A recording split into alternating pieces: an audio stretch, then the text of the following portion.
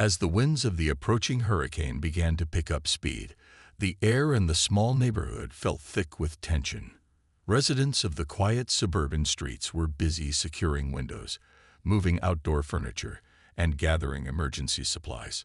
People were exchanging nervous glances as the storm grew nearer, but none of them were as anxious as the Black family that lived on the corner. For weeks, they had been preparing for this moment, worried about the safety of their children and the stability of their home. It wasn't just the hurricane that was causing them distress. It was the thought of being caught in the middle of a crisis with no help. The family had lived next door to Mr. Anderson for several years now. On the surface, he seemed like just another neighbor, quiet, a little standoffish, but nothing unusual. However, the family had slowly come to realize that Mr. Anderson wasn't exactly the welcoming neighbor he appeared to be. Behind his polite smiles and small talk was a hidden prejudice that made the Black family uncomfortable. They had witnessed it in subtle ways. Passing comments that were just a bit too sharp, the way he would avoid eye contact with them when they tried to engage in conversation. It wasn't overt hatred, but the signs were clear, and the family could sense that Mr. Anderson didn't want them living next door. As the hurricane warnings intensified, the family knew that they needed to find shelter. They reached out to everyone in the neighborhood, hoping to find somewhere safe for their children to ride out the storm. They knocked on doors, made phone calls, and even sent a polite message to Mr. Anderson, knowing that he might be their last hope. After all, his home seemed like it could withstand the storm better than most, and with the streets flooded and the wind howling, they felt desperate. When Mr. Anderson finally responded, his words hit them like a cold slap. He told them that he wasn't able to offer them shelter. He made up excuses. His house was too small. He needed to make sure his own family was safe. And then, almost as an afterthought, he added something that made their hearts drop. You don't know who you're dealing with in these kinds of situations. Best keep your distance. The words stung. The family didn't need to hear more. It was clear that despite the crisis unfolding around them, Mr. Anderson was unwilling to offer them help. It wasn't just a refusal, it was a rejection, a clear reminder of the distance he had created between them over the years. The Black family left his doorstep with a mixture of sadness and anger, but they knew they had to keep moving. They couldn't let their children face the storm without a safe place to stay. As the rain began to fall and the winds turned violent, the family made their way to another neighbor's house, a kind woman who had always treated them with respect. She welcomed them without hesitation, offering warmth and shelter. But as the storm raged outside, the family couldn't help but think of Mr. Anderson, the man who had denied them help, the man who had chosen fear and prejudice over kindness. They tried to push the thought aside, but it lingered in their minds. Would Mr. Anderson realize the hurt he had caused? Would he regret his decision when he saw the devastation that the hurricane was about to bring? Only time would tell. The storm continued to intensify throughout the night, howling through the trees and shaking the windows of the house where the Black family had sought refuge. Inside, the atmosphere was a mix of anxiety and comfort. The wind's violent roar was unsettling, but the warmth of their temporary shelter helped ease their fears. They gathered together in the living room, trying to keep their minds off the storm's fury outside. The children played quietly in the corner, their faces still painted with the fear of the unknown, while the parents exchanged words in hushed tones. Even in the safety of the home they had been welcomed into, there was still a lingering sense of worry. They could not escape the memory of the cold rejection they had received earlier in the day from Mr. Anderson. His refusal still stung, even though they were now out of harm's way. The words he had spoken echoed in their minds, and it was hard to shake the feeling of being unwanted, even in a moment of crisis. The family tried to move past it, focusing instead on keeping their spirits high in the face of the storm. As the hours passed and the rain began to pour harder, the neighborhood outside grew eerily quiet. The usual sounds of life were replaced with the constant hum of the storm, as if the world outside had come to a standstill. Inside, the family made the best of their situation. finding comfort in each other's presence. Still, they couldn't help but think about the other neighbors who had turned them away.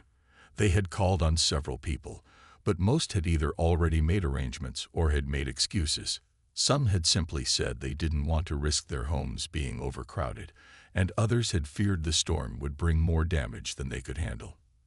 The rejection from Mr. Anderson, however, cut deeper. They had always known that there was something not quite right in his attitude toward them, but it never seemed important until now. When the storm had started to hit, they needed help that Mr. Anderson had refused to offer. It wasn't just that he had turned them away. It was the way he had done it, with no empathy, no understanding of their situation. It made them feel like they didn't belong, as if they were somehow undeserving of compassion. Despite their disappointment, the family tried to stay focused on the task at hand, keeping the children safe, staying calm, and hoping that the worst of the storm would soon pass. The kind neighbor who had taken them and offered reassurance, but even she seemed nervous about the storm's strength. It was clear to everyone in the room that this hurricane wasn't just a typical storm. It was a force of nature that could change everything. The family spent the night in silence, save for the occasional creak of the house as it withstood the wind's fury. They didn't sleep much, constantly checking the windows and listening to the storm's ferocious power. Through it all, their minds occasionally wandered back to Mr. Anderson's house, where they knew he would be alone. Was he scared too? Had the storm already caused damage to his property? They tried not to dwell on it, but the thought persisted, tugging at their hearts. The next morning, the hurricane's fury had calmed, but the damage was evident. The streets were flooded, debris scattered everywhere. The family, still shaken, began to prepare for the cleanup, but their thoughts were still with Mr. Anderson. Would he be okay? Would he come to them for help after everything he had said? It was a question they didn't want to answer yet, but they knew that the storm had not only damaged their neighborhood. It had also revealed the true character of the people who lived in it. The morning after the storm, the neighborhood was unrecognizable. The once quiet streets were now flooded with water. Trees had been uprooted, and debris was scattered across every yard. The air was thick with the scent of rain-soaked earth, and the usual sounds of chirping birds and passing cars were replaced by the distant hum of emergency vehicles and chainsaws. It was a mess, a scene that looked almost unreal. The Black family, though relieved to have made it through the night safely, couldn't help but feel the weight of the destruction around them. The kind neighbor who had taken them and offered hot drinks and a sense of reassurance, but even she couldn't hide the worry in her eyes. They all knew the storm had been particularly fierce, and no one was certain how much damage had been done to their homes. For a brief moment, it felt like everything was in a state of suspended disbelief, as if time itself had paused to reflect on the chaos left behind. The Black family decided to take a walk around the neighborhood to assess the damage. They tried to stick together, but it was hard to ignore the sight of broken windows, overturned cars, and flooded yards. There was a sense of devastation in the air that hung heavy on everyone's shoulders. It wasn't just the damage to homes. It was the reminder that nature had no regard for anyone's plans.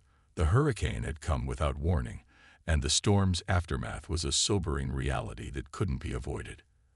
As they walked down the street, the family couldn't help but notice Mr. Anderson's house. It looked even worse than they had imagined. The roof was partially torn off. The garage door had been crushed by a fallen tree, and his driveway was completely flooded. The family paused in front of his property, unsure of what to feel. Despite everything that had happened, a small part of them felt concern for the man who had turned them away the day before. They knew that no one deserved to go through something like this alone. Yet, at the same time, they couldn't forget the hurtful words he had said when they needed help the most. The family exchanged glances, unsure of whether they should approach. They weren't even sure if Mr. Anderson was home. For a moment, there was a silent understanding between them. They didn't owe him anything. After all, he had rejected their request for shelter without a second thought. So why should they offer help now? But as they looked at the destruction around them, The sight of the ruined house seemed to shift something inside of them. They couldn't shake the feeling that, despite everything, they had been taught to do what was right, not what was easy. And doing what was right meant lending a hand, even to those who had shown them none. The family reluctantly made their way toward Mr. Anderson's house, but as they approached, they noticed something that made their hearts stink. There was no sign of movement inside. No lights flickered through the windows, no sound of the usual hum of his air conditioning. It was as if the house was abandoned, completely silent except for the sound of the wind rustling through the debris. The family felt a sense of unease settle in their chests, and for a moment, they wondered if Mr. Anderson had been caught in the storm too. They tried to ignore the uncomfortable knot in their stomachs and walked closer, hoping to see if anyone was inside. The door was ajar, swinging in the wind. They knocked lightly, unsure of whether they should just go inside or wait for him to answer. The silence stretched on, thick and heavy, before a voice from inside finally broke through the stillness. It was Mr. Anderson, his voice barely audible, tinged with panic. He was trapped. The Black family stood frozen for a moment, the door of Mr. Anderson's house still slightly ajar. They could barely hear the voice coming from inside, but the words were unmistakable. Mr. Anderson was trapped. It was strange. He had never been kind to them. And yet now, in his time of need, he was asking for help. There was no time to waste. The storm might have passed, but the danger was far from over. The flooding was rising, and the house wasn't in the best shape to withstand any more damage. The family exchanged quick glances, the weight of the decision heavy on their hearts. They had every right to walk away, to ignore his plea and let him deal with the consequences of his actions. But something inside them stirred, a deep, quiet voice telling them that helping was the right thing to do, no matter how much Mr. Anderson had rejected them in the past. The family's father took a step forward, his heart pounding. He knocked on the door again, this time a little harder. "Mr. Anderson, are you okay?" he called out. There was no immediate response, just the sound of heavy breathing and the faint rustling from inside the house. The door creaked slightly, and then, with great effort, it swung open wider. Mr. Anderson was standing in the hallway, his face pale with fear. His usually well-kept home was now a shadow of its former self. Water was creeping up his stairs, and the damage was obvious. Broken windows, cracked walls, and debris scattered all around him. He looked exhausted, his eyes wide with panic, and his movements were shaky as he tried to steady himself against the wall. I need help," he said, his voice cracking slightly. "The tree fell, and I can't get out. I thought I could handle it, but now I'm stuck." The Black family's mother stepped forward first, her voice soft but firm. "We'll help you," she said, her tone steady despite the whirlwind of emotions she felt. It was hard for her to set aside the memories of Mr. Anderson's cold words, but in that moment there was no hesitation. His fear was real, and it was clear that he was in genuine need. The family worked together quickly, moving inside to assess the situation. The damage was worse than they had expected. A large tree had fallen on the side of the house, blocking the front door and trapping Mr. Anderson inside. The water was rising, creeping higher into the house with each passing second. The family quickly began to clear away debris, all the while trying not to let their frustration with Mr. Anderson's previous behavior cloud their efforts. This was not the time for anger. This was a time for action. Mr. Anderson stood back, watching as they worked to free him. He seemed almost embarrassed, unsure of what to say. He had always prided himself on being self-sufficient, but in this moment he was completely vulnerable. The Black family didn't say much as they worked, but their actions spoke louder than any words could. They had been hurt by him, yet they were now offering their time and energy without hesitation. It wasn't easy, but after a few minutes of careful maneuvering, the family finally managed to clear enough of the debris for Mr. Anderson to step out of his house. The relief on his face was obvious, but it was clear that he was still processing what had just happened. He looked at the family, his gaze flickering between them, as if unsure how to express his gratitude. I don't know what to say," he muttered, his voice full of regret. "I was wrong. I should have helped you. I never thought I'd be the one asking for help." The Black family's father simply nodded. "We all need help sometimes. No one is above that," he said. And with that, they turned, leading Mr. Anderson to safety, away from the flooded house and toward higher ground. As they walked, the weight of the past still hung in the air, but there was a sense of something shifting, something changing. Maybe this was the start of something new, something that had the potential to heal not just Mr. Anderson, but the entire neighborhood. As the Black family led Mr. Anderson away from his house, the sense of relief was almost tangible. The floodwaters, although still rising in some areas, had started to recede slightly, leaving behind a trail of destruction that was hard to ignore. The sky was a dull gray, and the heavy clouds hung low, as if the storm hadn't quite finished with them.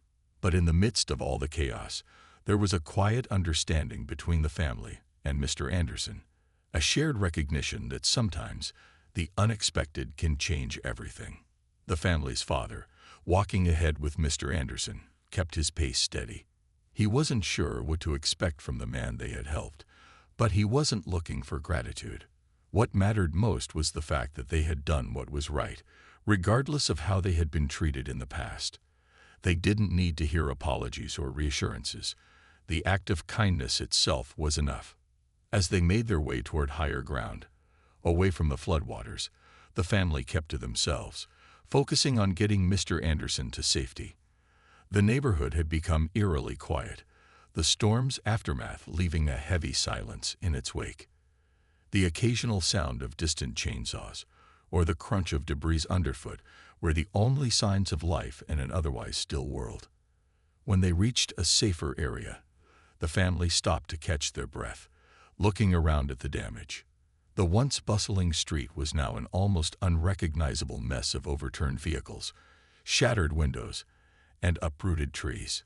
It was hard to imagine that just hours ago, everything had been normal. The neighborhood was a place of simple routines, familiar faces, and unspoken understanding. Now, it felt like a completely different world. Mr. Anderson, standing a few steps away, stared at the destruction around them.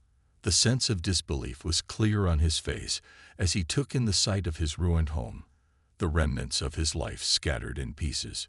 He had never experienced anything like this before. His self-sufficiency had always been a point of pride, but now, in the face of this overwhelming disaster, he realized just how fragile everything truly was. "I didn't expect this. Any of this," Mr. Anderson said quietly, his voice full of regret. He glanced at the Black family, who had already set up a temporary camp in the safe area. I thought I could handle it, but it turns out none of us can do it alone. Not really." The family's mother, sitting beside a small fire they had managed to start, looked up at him.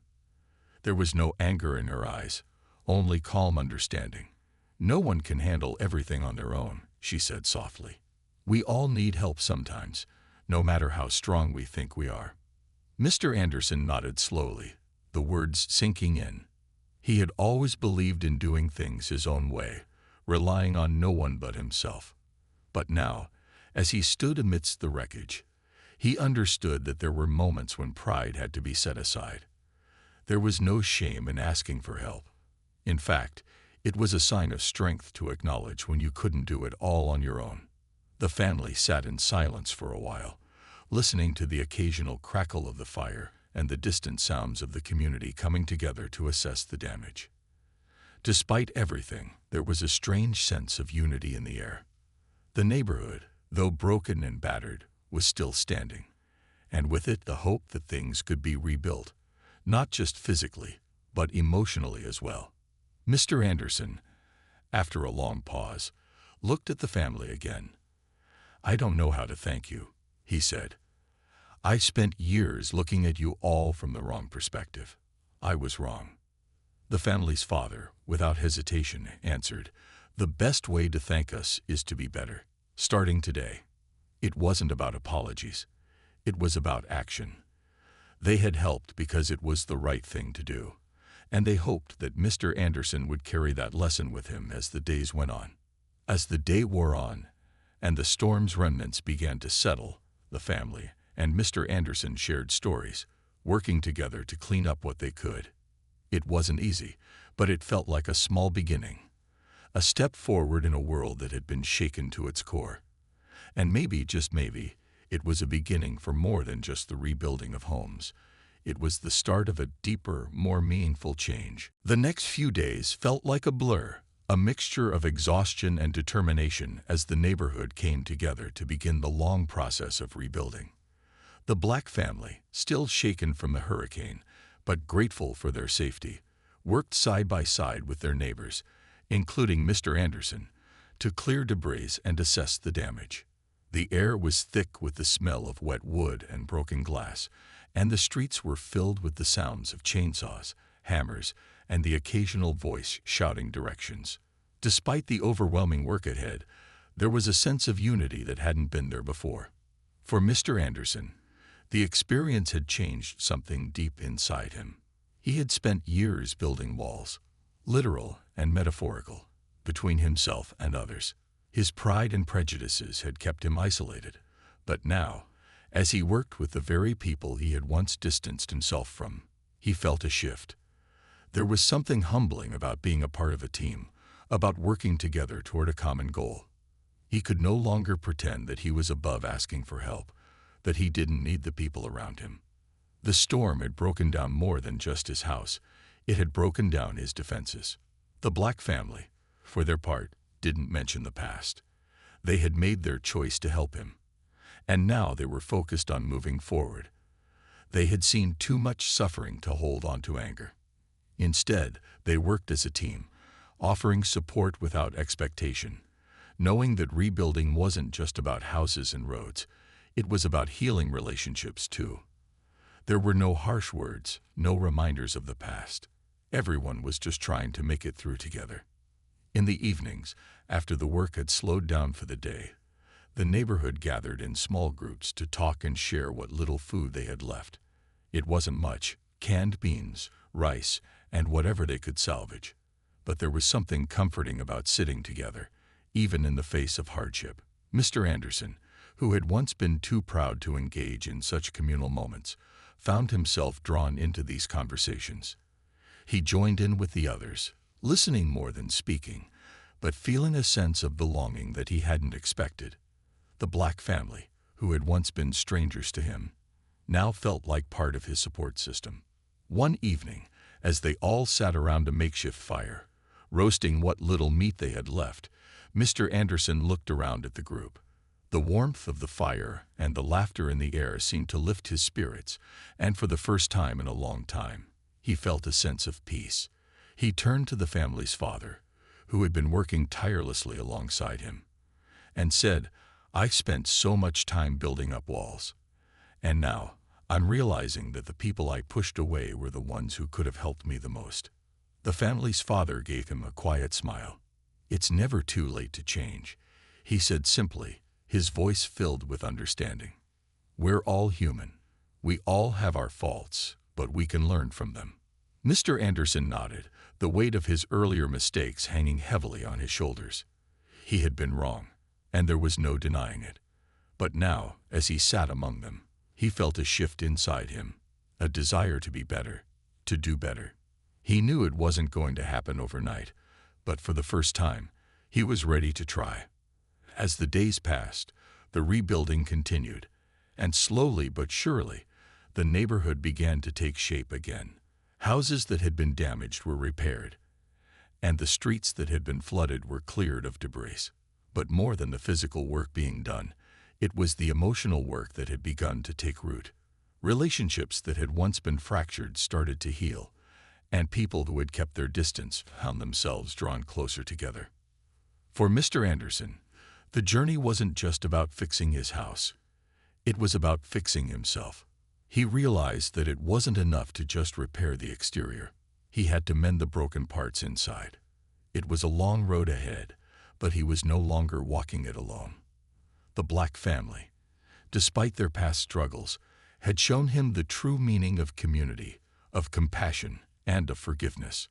And for that, he was deeply grateful. As the neighborhood started to feel like home again, Mr. Anderson found himself more open, more willing to connect with those around him. The Black family, who had once been strangers to him, had become the ones he trusted most. They had shown him that even in the hardest times, it was kindness, not pride, that could rebuild a person's life. As the weeks passed, the neighborhood began to show signs of life again. The cleanup was grueling, but it was also a shared experience that brought people together in ways no one had anticipated.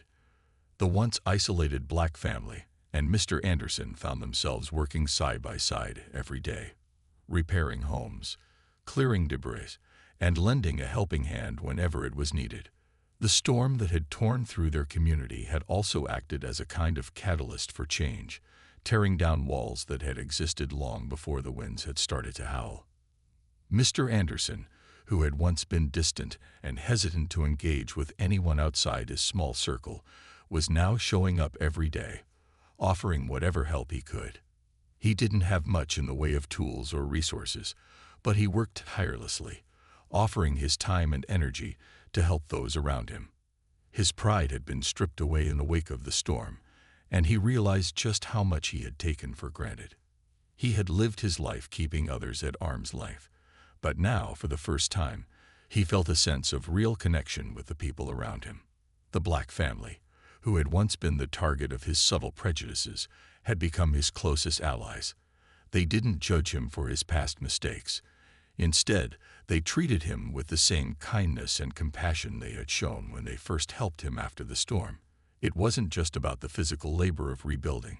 It was about the emotional healing that was taking place. Slowly but surely, Mr. Anderson was starting to see the world through different eyes. One evening, as they sat together, taking a break from the day's work, Mr. Anderson looked over at the family. There was a sense of peace in the air, the kind that comes from knowing that you are no longer carrying the weight of old grudges. The evening sun cast a warm glow over everything, and for a moment, it felt like the world had slowed down, allowing him to reflect on just how much had changed. "I never thought I'd be here, doing this," he said quietly, his voice filled with a quiet sincerity. "I spent so many years avoiding people, keeping my distance. I thought it was easier that way. But now I see how wrong I was. The way you've all welcomed me, it's something I didn't deserve. And yet you still showed up for me." The family's father, who had been sitting nearby, looked at him with a calm, understanding expression. "You didn't have to deserve it. You just had to need it," he replied simply. "We all need each other, especially in times like this." Mr. Anderson nodded, the weight of those words settling over him like a gentle rain. He had spent so much of his life focused on independence, on keeping others at a distance, that he had never fully realized how much stronger and more meaningful life could be when it was shared. The Black family had shown him that strength wasn't about standing alone. It was about standing together, lifting each other up when the world seemed too heavy to bear. As the days went on, Mr. Anderson continued to make small but significant changes. He started to reach out to others in the neighborhood, offering help where he could and showing a level of care and concern he had never thought possible. He didn't need to make grand gestures or apologize constantly. His actions spoke for themselves. The people who had once been wary of him now saw a different side of him, a side that was humble, willing to listen, and ready to make amends. The Black family, for their part, didn't hold any grudges. They knew that healing couldn't happen overnight. They had witnessed the storm's destruction, but they also saw the potential for rebuilding, not just the houses, but the relationships that had been damaged by years of misunderstanding. They understood that Mr. Anderson's journey was just beginning, and they were willing to be a part of it, to help guide him as he navigated the difficult path of self-reflection and growth. In the weeks that followed, the neighborhood began to take on a new life. The houses were rebuilt, the streets were cleared, and the once tattered community began to feel whole again. But more than just the physical repairs, there was a sense of unity in the air.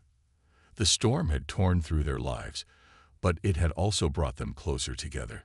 What had once been a neighborhood divided by invisible lines, lines of prejudice, fear, and misunderstanding, had transformed into a community built on respect, kindness, and shared experiences.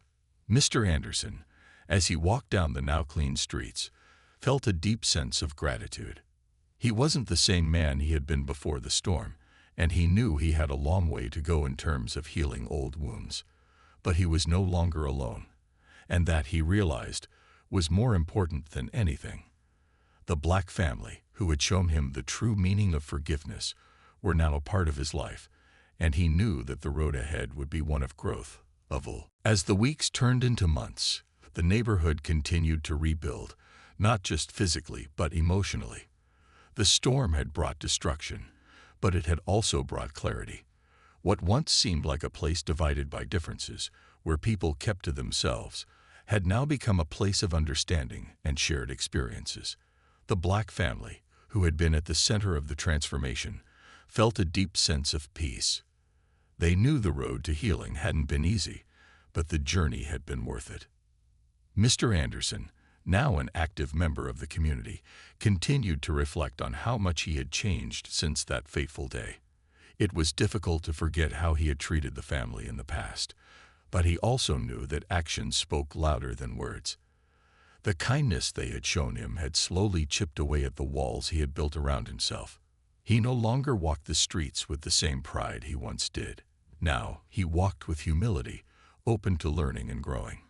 He spent more time with his neighbors, lending a hand where he could, helping to rebuild homes, clear debris, and organize neighborhood events. At first, the family's children were cautious around him, unsure of whether the man who had once rejected their family could truly be trusted. But over time, they saw the change in him, the sincerity in his actions. He no longer avoided them or kept his distance. He would stop and chat, ask how their day was, and listen with genuine interest when they spoke.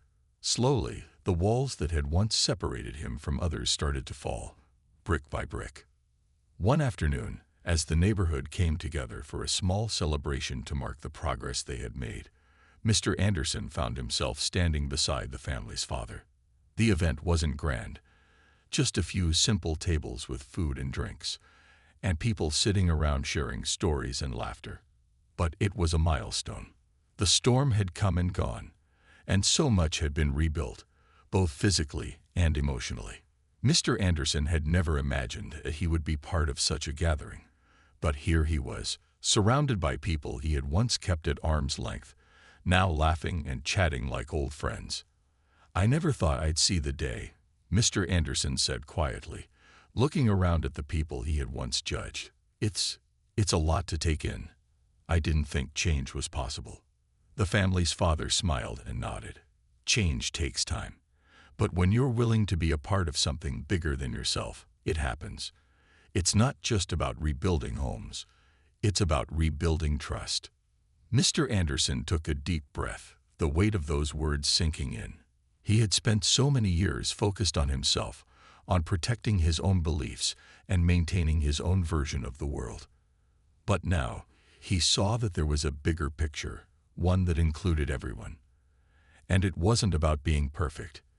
It was about being willing to grow, to admit when you were wrong, and to take responsibility for the way you had treated others.